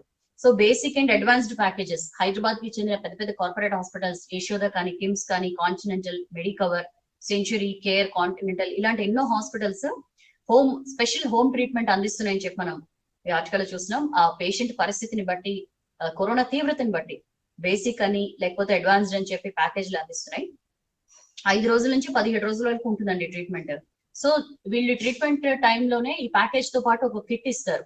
అందులో పల్స్ ఆక్సిమీటర్ ఉంటుంది, డిజిటల్ థర్మోమీటర్ ఉంటుంది, N95 మాస్క్లు ఉంటాయి, శానిటైజర్ ఉంటుంది, ఇన్సెంటివ్ స్పైరోమీటర్ ఉంటుంది, వేస్ట్ డిస్పోజబుల్ బ్యాగ్స్, గ్లౌస్ ఇవన్నీ కూడా ఉంటాయి. అండ్ 24 అవర్స్ ఎమర్జెన్సీ కోసం అంబులెన్స్ సర్వీస్ ని కూడా వాళ్ళు అందుబాటులో ఉంచుతున్న పరిస్థితి. సో రోజు వీడియో కాల్ ద్వారా డాక్టర్లు కానీ, నర్సులు కానీ, డైటీషియన్స్ వీళ్ళందరూ కూడా నిరంతరం పేషెంట్ తో సంప్రదింపులు చేస్తూ ఉంటారు. ఏమేమి తినాలి, ఎట్లా ఏ టైంలో ఏం తినాలి, ఇమ్యూనిటీని ఎట్లా పెంచుకోవాలి, ఇవన్నీ కూడా వాళ్ళు చెప్తూ ఉంటారని చెప్పి మనం ఈ ఆర్టికల్ చూస్తున్నాం. అండ్ చాలా మంది పేషెంట్స్ కూడా మనం వెళ్ళి హాస్పిటల్ అడ్మిట్ అయితే అక్కడ ఆల్రెడీ కరోనా సీరియస్ కండిషన్ లో ఉన్న పేషెంట్స్ ఉంటారు. వాళ్ళ వల్ల మనకి మరింత ఎక్కువ అవుతుంది అని చెప్పి కూడా ఆలోచించి చాలా మంది ఇంట్లోనే ఉండడానికే ప్రిఫర్ చేస్తున్నారని చెప్పి, హోమ్ ట్రీట్మెంట్ కే ప్రిఫర్ చేస్తున్నారని చెప్పి చూస్తున్నాం. సో ఏ హాస్పిటల్, కాంటినెంటల్ అయితే బేసిక్ ప్యాకేజ్ 7 రోజులకి 3,499, అడ్వాన్స్డ్ ప్యాకేజ్ అయితే 3,999 పర్ డే, 7 రోజులు ట్రీట్మెంట్ అనమాట. అట్లా యశోద, మెడికవర్ మొత్తం ఒక్కొక్క హాస్పిటల్ ఒక్కొక్క రోజు. అయితే డైట్ తోనే తొందరగా నయం అవుతుంది అని చెప్పి Care hospitals dietician doctor Sushma చెప్తున్నారండి. మామూలుగా మేము వీడియో కాల్ ద్వారా ఎప్పటికప్పుడు పేషెంట్స్ తో టచ్ లో ఉంటున్నాం. ప్రాపర్ డైట్ తీసుకుని ఇమ్యూనిటీ పెరిగేలాగా ఇమ్యూనో న్యూట్రియంట్స్ బాగా తీసుకోవాలి. విటమిన్ సి కానీ, జింక్ కానీ ఎక్కువగా ఉండేలా చూసుకోవాలి. అండ్ ఒకసారి తగ్గిన తర్వాత కూడా కనీసం ఒక 15-20 రోజులు ఇట్లానే కొంచెం ఇమ్యూనిటీని బూస్ట్ చేసే డైటే తీసుకుంటే చాలా మంచిది అని చెప్పి కూడా డాక్టర్ చెప్తున్న పరిస్థితి. సో దానికి సంబంధించిన వార్త. అండ్ ప్రైవేట్ ల్యాబ్స్ పై చర్యలు తప్పవు అని చెప్పి మంత్రి ఈటెల హెచ్చరించారండి. లోపాలు సరిదిద్దుకొని ప్రైవేట్ ల్యాబ్స్ పై ఖచ్చితంగా చర్యలు తీసుకుంటాం, ఇందులో ఎలాంటి డౌట్ లేదని చెప్పి ఆయన చెప్తున్నారు. ICMR నిబంధనలకు లోబడి మాత్రమే టెస్టులు చేయాలి అని చెప్పి మరొకసారి ఆయన చెప్తున్నారు. అండ్ కొన్ని ల్యాబ్స్ లో టెస్ట్ చేసిన ప్రతి 100లో 70 మందికి పాజిటివ్ వచ్చినట్లు గుర్తించాము. టెస్టింగ్ విధానంలో లోపాలే ఇందుకు కారణం అని చెప్పి మంత్రి ఈటెల అంటున్నారు. టెస్టింగ్ విధానంలో లోపాలు, నిజంగానే పరిస్థితి అంత సివియర్ గా ఉందో తెలియదు, మరి ప్రభుత్వం ఎందుకు ఇంత గట్టిగా ఉలికి పడుతుందో. బట్ చెప్పాను కదా, ఆ ప్రైవేట్ ల్యాబ్స్ లో బాగాలేదు, టెస్టులు చేయట్లేదు అంటున్నారు కానీ వాటి పేర్లు మాత్రం బయట పెట్టట్లా, అక్కడే డౌట్స్ వస్తున్నాయి. ఎనివే సోమవారం నుంచి టీమ్ స్టార్ట్ చేస్తామని చెప్పి కూడా మంత్రి చెప్పారండి. 499 పోస్టులకు రిక్రూట్మెంట్ కూడా పూర్తయింది. సోమవారం నుంచి టీమ్స్ అందుబాటులోకి వస్తుందని చెప్పి కూడా చెప్పారు. అండ్ అదే పేజ్ లో PV రిఫార్మ్స్ తోనే దేశాభివృద్ధి అని చెప్పి కేంద్ర మంత్రి కిషన్ రెడ్డి కూడా కొనియాడారు. ఇవాళ ఆయన శత జయంతిని పురస్కరించుకుని నిన్న ఆయన ఢిల్లీలో నివాళులర్పించి మీడియాతో మాట్లాడారు. ఆయన చేసిన సేవల్ని గుర్తు చేసుకున్నారు. ఆయన తెచ్చిన ఆర్థిక సంస్కరణల వల్ల ఇవాళ మన దేశం ఈ స్థాయిలో ఉందని చెప్పి ఆయన అన్నారు. అండ్ అదే పేజ్ లో రాష్ట్రంలో ఒక్కరోజే కరోనా కేసులు 1,087 ఏ రేంజ్ లో పెరిగాయంటే 1,087 కేసులతో మనం 4th ప్లేస్ కి వెళ్ళిపోయండి. దేశంలోనే 4వ స్థానానికి వచ్చేసాం మనం వేగంగా. 10 రోజుల క్రిందట 2,000 లోపున్న యాక్టివ్ కేసుల సంఖ్య ఇప్పుడు 8,265 యాక్టివ్ కేసులు. సో దేశం మొత్తంలో మహారాష్ట్రలో అత్యధికంగా 65,884 యాక్టివ్ కేసులు ఉంటే, తమిళనాడులో 32,000కు పైగా ఉన్నాయి, ఢిల్లీలో 27,000కు పైగా ఉన్నాయి. తర్వాత మనమే 8,000కు పైగా యాక్టివ్ కేసులతో 4th ప్లేస్ లో ఉంది తెలంగాణ. అండ్ పాజిటివ్ రేట్ గురించి కూడా మనం మాట్లాడుకున్న తర్వాత 2nd ప్లేస్ కి వెళ్ళిపోయాం పాజిటివ్ రేట్ లో. మహారాష్ట్ర తర్వాత మనమే ఉన్నాం. సో ఇంకా టెస్టులు పెంచితే నేను చెప్పాను కదా, మహారాష్ట్రను కూడా మనం దాటేస్తాం. సో కేసులు మాత్రం ఇబ్బడి ముబ్బడిగా పెరిగిపోతున్నాయండి. నిన్న 6 చనిపోయారు. సో మృతుల సంఖ్య 243కి చేరింది. వైద్య ఆరోగ్య శాఖ ప్రధాన కార్యాలయంలో కరోనా కలకలం రేపుతూనే ఉంది. అక్కడ ఆల్రెడీ 15 మందికి వైరస్ సోకింది. ఇప్పుడు పబ్లిక్ హెల్త్ డైరెక్టర్ డ్రైవర్ కి వైరస్ పాజిటివ్ వచ్చింది. సో అన్ని చోట్ల కూడా ఒక టెన్షన్ వాతావరణం ఉంది. 48 గంటల్లో ప్రైవేట్ ల్యాబ్లు లోపాలు సరిదిద్దుకోవాలని చెప్పి పబ్లిక్ హెల్త్ డైరెక్టర్ చెప్తున్న పరిస్థితి అండి. ఒకవేళ వాళ్ళ లోపాలు సరిదిద్దుకోకపోతే అక్కడ టెస్టులు బంద్ చేస్తామని చెప్పి కూడా అంటున్న పరిస్థితి. అయితే ప్రైవేట్ ల్యాబుల్లో ప్రభుత్వ ల్యాబుల్లో తప్పుడు రిపోర్ట్లు అని చెప్పి మనం ఇక్కడ ఇంకొక ఆర్టికల్ లో చూస్తున్నాం. ఒక ప్రైవేట్ ల్యాబ్ లో కరోనా టెస్ట్ లో తప్పులు వస్తున్నాయని ప్రభుత్వం చెప్తోంది ఓవైపు. అయితే ప్రభుత్వ ల్యాబ్స్ లో కూడా తప్పుడు రిపోర్ట్లు ఇస్తున్నారని జిల్లాల్లో పనిచేసే డాక్టర్స్ చెప్తున్నారు. కామారెడ్డి జిల్లా నుంచి ఈ నెల 23న ఒక 48 శాంపిల్స్ హైదరాబాద్ కు పంపారట. అందులో 32 నెగిటివ్ అని చెప్పి శుక్రవారం జిల్లా అధికారులకు సమాచారం ఇచ్చారు. మిగిలిన 16లో 7 నెగిటివ్ 9 పాజిటివ్ అని శనివారం ఉదయం చెప్పారట. సాయంత్రానికి 9 కాదు 1 మాత్రమే పాజిటివ్ అని చెప్పి సమాచారం ఇచ్చారట. పైగా అనుమానం ఉంటే మరోసారి వాళ్ళకి టెస్టులు చేస్తాం, శాంపిల్స్ పంపించండి అని చెప్పి మెసేజ్ పెట్టారు. ఏం చేయాలో తెలియక జిల్లా అధికారులు తలలు పట్టుకుంటున్నారు. చాలా జిల్లాల్లో ఇదే దుస్థితి ఉందని చెప్పి మనం ఆర్టికల్లో చూస్తున్నాం. సో ప్రైవేట్ ల్యాబ్స్ ని అంటున్నారు కానీ ప్రభుత్వ ల్యాబుల్లో కూడా ఏమంత డిఫరెంట్ గా లేదు సిచ్యుయేషన్. మరి దీనికి సంబంధించి ప్రభుత్వం ఎందుకు పట్టించుకోవట్లేదు? చాలా ఆరోపణలు అండి. గాంధీ హాస్పిటల్లో లేదా ప్రభుత్వ హాస్పిటల్స్ లో ఫెసిలిటీస్ సరిగా లేవు, బెడ్లు సరిగా లేవు, డాక్టర్స్ స్వయంగా పీపీఈలు మాకు ఇవ్వండి అని చెప్పి ఇట్లాంటి ఎన్నో విషయాలు చూసాం. ఇప్పుడు తాజాగా ప్రభుత్వ ల్యాబుల్లో తప్పుడు రిపోర్ట్లు వస్తున్నాయని చెప్పి జిల్లా అధికారులు చెప్తుంటే కూడా ఎక్కడ ప్రభుత్వంలో ఆ కదలికి కనిపించట్లేదు. సో మరి చూద్దాం ప్రభుత్వం దీనికి సంబంధించి ఏం మాట్లాడుతుందో. అండ్ అదే పేజ్ లో సీఎం దత్తత ఊరికి రైతు బంధు కట్. ఎంత వింతగా అంటే ఇది, ఆయన లక్ష్మాపూర్ అని చెప్పి సీఎం దత్తత తీసుకున్నారు ఒక గ్రామాన్ని. ఆయన ఫామ్ హౌస్ కి వెళ్లే దారిలో ఉంటది. హైదరాబాద్ నుంచి 40 కిలోమీటర్స్ దూరంలో ఉంటుంది. మేడ్చల్ జిల్లా 3 చింతలపల్లి మండలంలో ఉంటుంది. 3000కు పైగా జనాభా ఉంటుందండి ఈ ఊర్లో. సుమారు 1200 మంది రైతులు ఉన్నారు. మామూలుగా రెగ్యులర్ గా ఈ ఊరు మీద నుంచే సీఎం ఫామ్ హౌస్ కి దానికి వెళ్తూ ఉంటారు. ఎర్రవల్లికి కేవలం 15 కిలోమీటర్స్ దూరంలో ఉంది. అయితే ఆయనకి ఆ ఊరు మీద ఉన్న అభిమానంతో ఆయన 3 ఏళ్ల కిందటే దత్తత తీసుకున్నారు. డెవలప్మెంట్ కి 15 కోట్లు కూడా కేటాయించారు. స్వయంగా సీఎం తమ గ్రామాన్ని దత్తత తీసుకోవడంతో మామూలుగానే అనుకుంటారు కదా, అబ్బా ఇంకా అసలు మన గ్రామ రూపురేఖలు మారిపోతాయని చెప్పి పాపం అక్కడ అందరూ కూడా అట్లానే అనుకున్నారు. బట్ ఏంటంటే ఏడాదిన్నరలోనే సీన్ మారిపోయింది. 2 ఏళ్లుగా ఊర్లోని రైతులకు రైతు బంధు సాయం ఆగిపోయిందని చెప్పి మనం ఆర్టికల్లో చూస్తున్నాం. రాష్ట్రం అంతటా వరుసగా 5వ సీజన్ రైతు బంధు సాయం పంపిణీ జరుగుతోంది. ఎకరానికి 5,000 చొప్పున రైతుల ఖాతాలో జమ అయినట్లు స్వయంగా సీఎం కేసీఆర్ ప్రకటించారు. కానీ ఈ లక్ష్మాపూర్ రైతులకు మాత్రం రావట్లేదు అని చెప్పి మనం ఈ ఆర్టికల్లో చూస్తున్నాం. అన్ని ఊళ్ళలో రైతులకి పాస్బుక్లు ఇచ్చారు, బట్ వీళ్ళ ఊళ్ళలో ఇవ్వలేదట. ఊళ్ళో అందరికీ ఆపేశారు. 1200 మంది రైతులకి. వాళ్ళ ఎమ్మెల్యే కార్మిక మంత్రి మల్లారెడ్డిని కలిసి అడిగితే రైతు బంధు వస్తలేదు, సరే నేనేం చేయాలి, మీ ఊరికి ఎంత చేసినా ఎంపీటీసీ జెడ్పీటీసీ ఎలక్షన్ లా కాంగ్రెస్ ని గెలిపిస్తుంది, ఎంపీ ఎన్నికల్లో మా అల్లుడిని ఓడిస్తుంది, జెడ్పీటీసీగా మా సుట్టపాయనే పోటీ చేసే, మీరు ఇట్లా చేసినాక నేను సీఎం దగ్గరికి పోయి ఏం చెప్పాలి, ఏం అడగాలి అని చెప్పి ఆయన క్వశ్చన్ చేశారు. సో అక్కడున్న ఎమ్మెల్యేకి సంబంధించిన బంధువుల్ని కానీ లేకపోతే అల్లుడిని కానీ లేకపోతే అక్కడ ఎంపీటీసీ జెడ్పీటీసీ ఎన్నికల్లో కాంగ్రెస్ ని గెలిపించడం వల్ల మంత్రి అలిగి వాళ్ళకి పాస్బుక్లు రాకుండా చేశారు. పాస్బుక్ లేకపోవడం వల్ల వీళ్ళకి రైతు బంధు రాలేదు, రైతు బీమా రావట్లేదు. అసలు ఏ రకంగా కూడా వీళ్ళు దేనికి కూడా నోచుకొని పరిస్థితి. మరి బంధువులు ఎమ్మెల్యే బంధువులు ఓడిపోతే అది మాకెందుకు, దాని శాపము అంటే మేమే ఓడగొట్టినామని చెప్పి మా మీద కక్ష సాధిస్తున్నారా అని చెప్పి లక్ష్మపూర్ గ్రామస్తులు క్వశ్చన్ చేస్తున్న పరిస్థితి. మరి స్వయంగా సీఎం దత్తత గ్రామం, మరి సీఎం దీని మీద దృష్టి సారిస్తారేమో చూద్దాం. అండ్ నెక్స్ట్ పేజ్ వద్దాం. సిటీలో భారీ వాన నేను దంచి కొట్టిందండి వర్షం. చాలా చోట్ల 2 గంటలకు పైగా వర్షం కురిసింది. రోడ్ల మీద నీళ్ళవి నిలిచిపోయాయి. మెహదీపట్నం బంజారా హిల్స్ లో చెట్లు విరిగి పడ్డాయని చెప్పి చూస్తున్నాం. ఈ ఓల్డ్ సిటీలోని చౌమహల్లా ప్యాలెస్ నిర్మాణంలో అంతర్భాగమైన ఖిల్వత్ క్లాక్ టవర్ కిటికీ కొంతమేర కూలి రోడ్డు మీద పడింది. బట్ ఆ టైంలో జనం లేకపోవడంతో ప్రాబ్లం ఏం జరగలేదని చెప్పి మనం ఈ ఆర్టికల్లో చూస్తున్నాం. ఇక నెక్స్ట్ పేజ్కి వస్తే 4 కోట్లతో పైప్ లైన్ వేసి వదిలేశారు, 5 ఏళ్ళు అవుతున్నా ఒక్కసారి వాడలే అని చెప్పి మనం కరీంనగర్ నగరపాలక సంస్థలో ఎలాంటి నిర్లక్ష్యం కనిపిస్తుందో చూస్తున్నాం. అక్కడ ప్రజలకి రోజు తాగునీరు అందించడానికి అని చెప్పి 4 కోట్లతో పైప్ లైన్ వేశారు. పనులు పూర్తయి 5 ఏళ్లు దాటాయి, అయినా సరే ఇప్పటిదాకా కూడా ఆ పైప్ లైన్ ద్వారా ప్రజలకి నీరు అందలేదు, చుక్క నీరు కూడా అని చెప్పి మనం ఈ ఆర్టికల్ చూస్తున్నాం. ఎన్నో సమస్యలు ఉన్నా సరే వాటిని పట్టించుకోకుండా ఇట్లా పెద్ద ఎత్తున నిధులు వృధా చేయడం మీద ప్రజలు ఆ డబ్బులే గనక ఉండుంటే దాంతో డ్రైనేజీలు కానీ ఇతర రోడ్లు కానీ ఇలాంటి డెవలప్మెంటల్ యాక్టివిటీస్ జరిగేటివి కదా అని చెప్పి కూడా చాలా మంది అంటున్నారు. ఎందుకంటే ఈ పైప్ లైన్ లో ప్రతి చోట ఒక పైప్ ని ఇంకో పైప్ ని జాయిన్ చేసే టైంలో ఏర్పడ్డ లీకేజ్ల వల్ల 2 సార్లు ట్రయల్ రైన్ నిర్వహించినా కూడా ఇది సక్సెస్ఫుల్ కాలేదని చెప్పి. సో 5 ఏళ్ళు అవుతున్నా సరే 4 కోట్లతో వేసిన పైప్ లైన్ అనవసరంగా నిధులు ఖర్చు పెట్టేశారు, అది మాత్రం అట్లనే వదిలేశారు, దాన్ని వాడట్లేదని చెప్పి మనం ఈ ఆర్టికల్లో చూస్తున్నాం. అండ్ సంగమేశ్వరం ఎన్జిటి కిందికి రాదు అని చెప్పి ఏపీ సర్కార్ అఫిడవిట్ వేసిందండి. ఎన్జిటిలో ఇంకా మేము ప్రాజెక్టు పనులే మొదలు పెట్టలేదు, అసలు ఇది గ్రీన్ ట్రైబ్యునల్ పరిధిలోకి రాదు అని చెప్పి అఫిడవిట్ వేసింది. ఏపీ తెలంగాణ మధ్య ఇంటర్స్టేట్ వాటర్ డిస్ప్యూట్స్ ని పర్యావరణ అంశంగా మార్చే ప్రయత్నం చేస్తున్నారని చెప్పి కూడా ఈ ఏపీ వాదిస్తున్న పరిస్థితి. సంగమేశ్వరం అంటే Rayalaseema lift irrigation project, Pothireddypadu head regulator capacity పెంపుకు అసలు ఎలాంటి పర్యావరణ అనుమతులు లేవు, వాటిని అడ్డుకోవాలని చెప్పి ఈ నారాయణపేట జిల్లాకు చెందిన గవినోళ్ల శ్రీనివాస్ ఒక పిటిషన్ దాఖలు చేశారు. దీని మీద ఏపీ జలవనరుల శాఖ స్పెషల్ సిఎస్ అఫిడవిట్ ఫైల్ చేశారనమాట.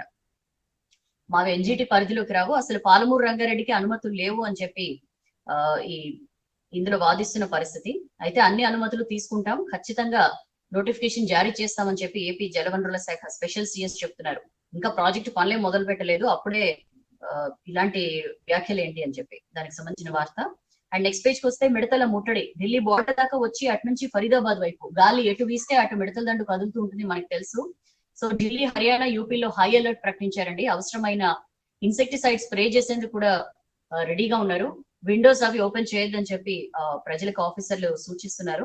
అయితే వాళ్ళు చెప్తున్నది ఏంటంటే డీజేలు ప్లే చేయండి, పెద్ద సౌండ్స్ తో డ్రమ్స్ వాయించండి, అలికిడి చేస్తే అవి ఎగిరిపోతూ ఉంటాయి.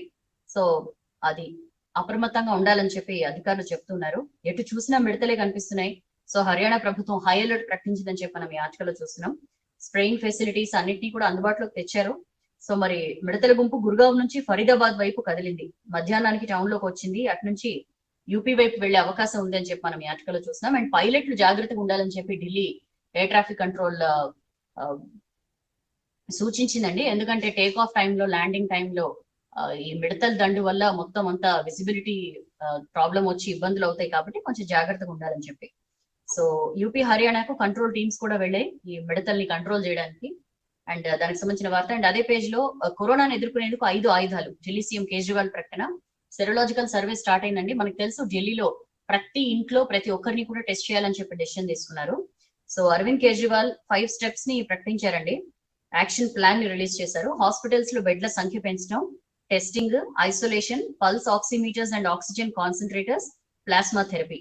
ఢిల్లీ మొత్తం సర్వేతో పాటు స్క్రీనింగ్ కూడా చేస్తామని చెప్పారు. అన్ని విషయాల్లో కూడా కేంద్రం మాకు సహాయం చేస్తోంది, అండదండగా నిలబడింది, థ్యాంక్ యూ సో మచ్ అని చెప్పి కేంద్రానికి చెప్పారు. అండ్ ఏదైతే ఈ మొత్తం 5 పద్ధతుల్లో ఢిల్లీ ఫైట్ చేస్తుంది కరోనాతో అని చెప్పి కూడా చెప్పారు.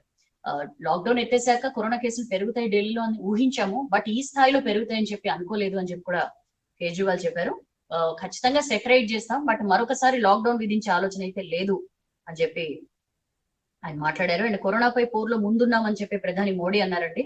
వైరస్ వ్యాప్తిని కంట్రోల్ చేసేందుకు అన్ని చర్యలు తీసుకుంటున్నామని చెప్పి కూడా ఆయన మాట్లాడారు. దానికి సంబంధించిన వార్త. గుజరాత్ లో కాంగ్రెస్ పార్టీకి షాక్ అండి. 5 కాంగ్రెస్ మాజీ ఎమ్మెల్యేలు వెళ్ళి బీజేపీలో చేరారు. సో కాంగ్రెస్ పార్టీకి గుజరాత్ లో షాక్. దానికి సంబంధించిన వార్త. లడాక్ దగ్గర ఎయిర్ డిఫెన్స్ మిసైల్ మోహరించిన ఇండియా. మొత్తం అంతా సెటరేట్ అయింది, మిలిటరీ అధికారులు మాట్లాడుకున్నారు.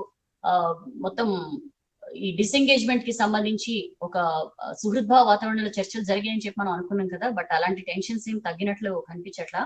ఎందుకంటే లైన్ ఆఫ్ యాక్చువల్ కంట్రోల్ దగ్గర ఉద్రిక్తత కొనసాగుతూనే ఉందని చెప్పి మనం ఆర్టికల్లో చూస్తున్నాం. అక్కడ చైనీస్ ఫైటర్ ఎయిర్ క్రాఫ్ట్స్, హెలికాప్టర్లు ఇవన్నీ చక్కర్లు కొడుతుండడంతో మన దేశం కూడా ఎక్కడ వెనక్కి తగ్గట్లేదు. ఈస్ట్ లడాక్ లో మన దగ్గర అత్యంత అడ్వాన్స్డ్ క్విక్ రియాక్షన్ సిస్టమ్ అయిన ఎయిర్ డిఫెన్స్ సిస్టమ్ మిసైల్ మోహరించింది. ఇది భూమి నుంచి గాల్లోని టార్గెట్స్ ని ఛేదిస్తుంది. చైనా ఫైటర్స్ గానీ, చాపర్స్ గానీ ఎలాంటి దాడి చేసినా సరే వాటిని ఇమీడియట్ గా నేల కూల్చే దిశగా దీన్ని అక్కడ మోహరించారని చెప్పి మనం ఈ ఆర్టికల్ చూస్తున్నాం. అండ్ ప్రపంచంలో 1 కోటి కేసులు, జస్ట్ 6 రోజుల్లోనే 10 లక్షల కరోనా బాధితులు అని చెప్పి ప్రపంచం మొత్తం ఏ రకంగా కరోనా కేసులు పెరుగుతున్నాయి ఆర్టికల్ చూడొచ్చు. వారం రోజులుగా రోజు సగటున 1,65,000 కేసులు వస్తున్నాయి. నిన్న మాత్రం ఆల్మోస్ట్ 1,90,000 కేసులు దాకా వచ్చాయి. 5 లక్షలకు చేరువలో మృతులు. దేశంలో 5.29 లక్షల మంది బాధితులు, 16,103 మంది బలి అని చెప్పి మనం ఈ ఆర్టికల్ చూస్తున్నాం. ప్రపంచానికి పట్టిన ఈ కరోనా పీడ ఇప్పట్లో విరగడయ్యేలా కనిపించట్లేదు. చాలా దారుణంగా ఉంది పరిస్థితి. మొత్తం 54% పైగా పేషెంట్లు కరోనా బారి నుంచి కోలుకున్నారు. ఇది మాత్రం కొంచెం రిలీఫ్ ఇచ్చే వార్తనే. ఎంతమంది కరోనా బారిన పడుతున్నా రికవరీ రేట్ కూడా బానే ఉంది. ఒక 6 రోజుల్లోనే జూన్ 19 నుంచి ఒక 2 రోజులు మినహాయిస్తే రోజు కూడా 1,00,000కి పైగా కేసులు నమోదయ్యాయి. నిన్న శుక్రవారం ఒక్కరోజే 1,94,000 కొత్త కేసులు వచ్చాయి. సో దట్ క్లియర్లీ షోస్ కొత్త దేశాలు కూడా తెరపైకి వస్తున్నాయండి. ఇప్పటిదాకా సీన్ లో లేని దేశాలు తెరపైకి వస్తున్నాయని చెప్పి చూస్తున్నాం. Brazil, Russia, India, Britain, Peru, Chile, Turkey, Mexico, Pakistan, Saudi Arabia, Bangladesh, South Africa, ఈ కంట్రీస్ లో కూడా బాగా తీవ్రత పెరుగుతోంది. అమెరికా మాత్రం ఎప్పట్లానే టాప్ లోనే ఉంది. 25,77,526 మంది అక్కడ కరోనా బారిన పడ్డారు. 1,27,952 మంది చనిపోయారు. సో కేసుల విషయంలో రష్యా తర్వాత మనం ఉన్నాం, అంటే 4th ప్లేస్ లో మనం ఉన్నాం. ఫస్ట్ ప్లేస్ లో అమెరికా ఉంది, సెకండ్ ప్లేస్ లో బ్రెజిల్ ఉంది, తర్వాత థర్డ్ ప్లేస్ రష్యా అయితే 4th ప్లేస్ లో ఇండియా ఉంది. నేను ఒక్కరోజే మన దేశంలో 19,829 కొత్త కేసులు వచ్చాయి, 400 మరణాలు కూడా సంభవించాయి. సో దానికి సంబంధించిన వార్త. అండ్ కరోనాకు చౌక మందు డెక్సామిథసోన్ కు కేంద్ర హెల్త్ మినిస్ట్రీ ఆమోదం. ఇప్పటికే కొన్ని డ్రగ్స్ కి సంబంధించి యూజ్ చేయొచ్చు కండిషన్ ని బట్టి అని చెప్పి ఎట్లయితే హెల్త్ మినిస్ట్రీ ఆమోదం ఇచ్చిందో, అట్లా డెక్సామిథసోన్ కి కూడా ఆమోదం ఇచ్చింది. మధ్యస్థాయి సీరియస్ కండిషన్ లో ఉన్న కరోనా పేషెంట్లకి చౌకైన స్టెరాయిడ్ ఈ డెక్సాని వాడొచ్చు అని చెప్పి హెల్త్ మినిస్ట్రీ ఆమోదం ఇచ్చింది. దానికి సంబంధించిన వార్త. నెక్స్ట్ పేజ్ కి వస్తే, చైనా ఫోన్లతో మనం పోటీ పడగలమా? అందరూ కూడా బాయ్కాట్ చైనా అని చెప్పి అంటున్నారు. చాలా మంది అయితే చాలా సీరియస్ గా చైనా ఫోన్స్ వాడద్దు అని చెప్పి డెసిషన్ తీసుకున్నారు. వాడద్దని చెప్పి అనుకుంటున్నాం, బట్ మనం పోటీ పడగలమా? ఎందుకంటే మన దేశీయ మొబైల్ ఫోన్లు మన దేశంలో వాటి ప్రొడక్షన్ కానీ 1% మాత్రమే, వెరాస్ చైనా మాత్రం 80% పైగా చైనా ఫోన్ల మార్కెట్ ఉంది. సో మనం ఎందుకు వెనుకబడుతున్నాం? ఫోన్ల మార్కెట్ లో దేశీ బ్రాండ్ల వాటా 1% ఎందుకు ఉంది అని చెప్పి ఆర్టికల్ మనం చూస్తున్నాం. ఇవి సత్తా చాటాలంటే ప్రభుత్వ సాయం తప్పనిసరి. మనకి మైక్రోమాక్స్ కానీ లేకపోతే ఇవి దేశీయ ఫోన్ కంపెనీలు ఉన్నాయి, లావా కానీ కార్బన్ కానీ ఇలాంటివి, ఇవన్నీ కూడా ఆ చైనీస్ మార్కెట్ 80% ఉన్న మార్కెట్ ని తట్టుకుని నిలబడాలంటే ఖచ్చితంగా ప్రభుత్వ సాయం అవసరం అని చెప్పి మనం ఈ ఆర్టికల్ లో చూస్తున్నాం. బ్రాండ్లకు దూరంగా సెలబ్రిటీలు కోట్ల రూపాయల డీల్స్ ని వదులుకుంటున్నారని చెప్పి అదే పేజ్ లో ఆర్టికల్ అండి. ఒక బ్రాండ్ ఎండోర్స్ చేస్తే కోట్ల వస్తాయి సెలబ్రిటీలకి, బట్ వీళ్ళు కొంచెం ఆచితూచి వ్యవహరిస్తున్నారు. ఎందుకంటే కోర్టు కేసుల్లో ఇరుక్కుంటున్నారు అనవసరంగా. ఎండోర్స్ చేయడం, ఆ తర్వాత దానికి ఏదో ఒక ప్రాబ్లం వస్తే దానికి ఎండోర్స్ చేసిన సెలబ్రిటీని దాని కేసులో ఇన్వాల్వ్ చేయడం, ఇవన్నీ జరుగుతున్నాయి. అందుకని చెప్పి కొంచెం ఆచితూచి వ్యవహరిస్తున్నారని చెప్పి చూస్తున్నాం. అండ్ నెక్స్ట్ పేజ్ కి వస్తే, ఏపీలో 24,458 టెస్టులు చేశారు నిన్న, 796 కేసులు వచ్చాయండి అక్కడ. ఒక్కరోజే 11 మంది చనిపోయిన సిచ్యుయేషన్. దానికి సంబంధించిన వార్త. ఆన్లైన్ ఎడ్యుకేషన్ పై గైడ్ లైన్స్ జారీ చేయలేమని చెప్పి హైకోర్టు చెప్పింది. యాక్చువల్లీ ఒక పిటిషన్ వేశారు ఆన్లైన్ ఎడ్యుకేషన్ కి సంబంధించి గైడ్ లైన్స్ జారీ చేయమని. అయితే ఇది విధాన నిర్ణయం, దీనిలో మేము జోక్యం చేసుకోలేమని చెప్పి హైకోర్టు చెప్పిన పరిస్థితి. దానికి సంబంధించిన వార్త. అండ్ పివి కారును అడ్డుకున్నా అని చెప్పి దత్తాత్రేయ ఆనాటి జ్ఞాపకాల్ని నెంబర్ వేసుకున్నారు. యాక్చువల్లీ అల్ కబీర్ సంస్థను నిషేధించాలి అని చెప్పి పుల్లారెడ్డి టీమ్ తో కలిసి వినతి పత్రం ఇచ్చేందుకు రాజ్భవన్ కి వెళ్తే అక్కడ సెక్యూరిటీ సిబ్బంది అడ్డుకున్నారు. అప్పుడే పివి ఎయిర్పోర్ట్ కి బయలుదేరుతుండగా ఆయన కారుకి అడ్డంగా వెళ్ళాను అని చెప్పి ఆయన అప్పటి జ్ఞాపకాన్ని నెంబర్ వేసుకున్నారు పివి శత జయంతి సందర్భంగా. దానికి సంబంధించిన వార్త. అండ్ పివి నరసింహరావు గురించి ఎవరు గొప్పగా చెప్పినా స్వాగతిస్తామని చెప్పి పిసిసి చీఫ్ ఉత్తమ్ కుమార్ రెడ్డి అంటున్నారండి. ఖచ్చితంగా 2009 లోనే అప్పటి కేంద్రానికి కాంగ్రెస్ పార్టీ సిఫార్సు చేసింది పివికి భారతరత్న ఇవ్వాలి అని చెప్పి. సామాన్య కార్యకర్త స్థాయి నుంచి ఎదిగిన పివికి ఏఐసిసి చీఫ్ పదవినిచ్చి కాంగ్రెస్ గౌరవించింది అని చెప్పి ఆయన చెప్తున్నారు. బట్ ఆయన చివరి టైంలో, అంటే ఆయన అంతిమ సంస్కార టైంలో కాంగ్రెస్ చేసిన ఇది మాత్రం ఖచ్చితంగా అది ఒక బ్లాక్ మార్క్ గా వారికి ఉండిపోతుంది. అండ్ కరోనాను ఆరోగ్యశ్రీలో చేర్చాలి, టెస్టుల సంఖ్యను పెంచాలని చెప్పి సిపిఎం నేత రాఘవులు డిమాండ్ చేస్తున్నారండి. కోచిలోని డిఎంఈ ఆఫీస్ ముందు ఆయన ధర్నాకు దిగారు. పేదవాడు దీనివల్ల ఇబ్బంది పడుతున్న పరిస్థితి, ఆరోగ్యశ్రీలో చేర్చాలి కరోనాని అని చెప్పి ఆయన డిమాండ్ చేస్తున్నారు. సో ఇవ్వండి వెలుగు పేపర్ లో వచ్చిన వార్తా విశేషాలు. Hope your liking it. ఎట్లా ఉందో మా ప్రయత్నం కామెంట్ సెక్షన్ లో ఫీడ్బ్యాక్ షేర్ చేసుకోండి. ఇంకా ఏం ఇంప్రూవ్మెంట్స్ ఉంటే బాగుంటుందో కూడా చెప్పండి. Will try to implement it. చెప్పాను కదా, రేపటి నుంచి వెలుగు పేపర్ వెలుగు ఎడిషన్, లైఫ్ ఎడిషన్ చాలా బాగుంటుంది. ఆ లైఫ్ ఎడిషన్ లో వచ్చిన ఒక ఇంపార్టెంట్ వార్తని మీకు చెప్తాను. Life is all about health కానీ లేకపోతే ఇతరత్ర ఆఫ్ బీట్ ఐటమ్స్ చాలా ఉంటాయి. సో అందులో వచ్చిన ఒక ఆర్టికల్ ని పిక్ చేసి నేను మీకు వినిపిస్తాను. సో ఇవ్వండి ఇవాళ వెలుగు పేపర్ లో వచ్చిన వార్తలు. నచ్చితే లైక్ చేయండి, బాగా నచ్చితే షేర్ చేయండి. రోజు వెయిట్ చేయండి, 7:45 కల్లా వచ్చేస్తాను, వెలుగు పేపర్ ని మీ ముందు ఉంచుతాను. అండ్ మీ ఫ్రెండ్స్ తో కూడా షేర్ చేసుకోండి, 7:45 కి ఈ ఒక ప్రయత్నం జరుగుతుంది అని చెప్పి. Because sharing is caring. And take care of your self. అవసరం అయితేనే ఇంట్లోంచి బయటకు వెళ్ళండి. మాస్కులు, ఫిజికల్ డిస్టెన్సింగ్, చేతులు కడుక్కోవడం ఇవి మాత్రం మర్చిపోకండి. ఇవాళకి ఇంతే. Have a nice day. రేపు కలుద్దాం 7:45 కి. This is Soujanya signing off.